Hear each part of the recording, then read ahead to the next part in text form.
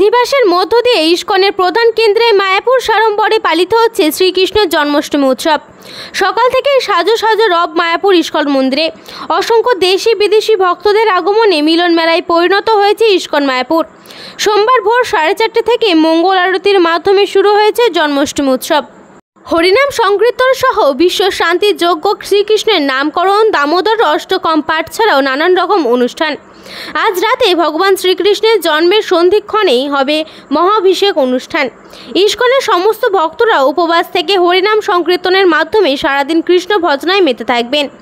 মায়াপুর ইস্কনের জন্মাষ্টমী উপলক্ষে দেশি বিদেশি মানুষের হাজার হাজার ভক্তের সমাগম করেছে ইস্কন মায়াপুরে। প্রতিনিধি সৈয়দ আবু জাফরের রিপোর্ট, MBS নিউজ।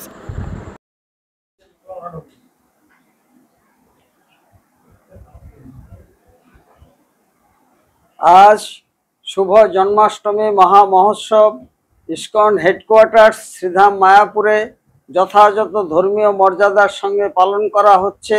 দেশ বিদেশের হাজার হাজার ভক্তবৃন্দ জাতি ধর্ম বর্ণ নির্বিশেষে এখানে সমবেত হয়েছিলেন এবং এই জন্মাষ্টমী উৎসবকে কেন্দ্র করে মায়াপুর আলোকসজ্জায় সুসজ্জিত 3 দিনব্যাপী অনুষ্ঠান চলছে। শ্রীকৃষ্ণের জন্মাষ্টমী উপলক্ষে তিনি সাধারণ মানুষের মতো ধরাধামে আবির্ভূত হননি।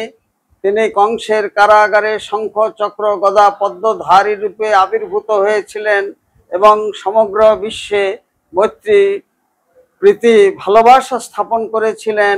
আজকের দিনেও তার জীবন বাণী আদর্শ সমভাবে প্রযোজ্য এবং ভগবানের কাছে আমাদের প্রার্থনা তিনি প্রতিষ্ঠিত করুন ওয়ার্ল্ড পিস অ্যান্ড হারমোনি। রসিক গৌরাঙ্গ দাস, ইস্কন মায়াপুর, জনসংযোগ আধিকারিক, নদিয়া।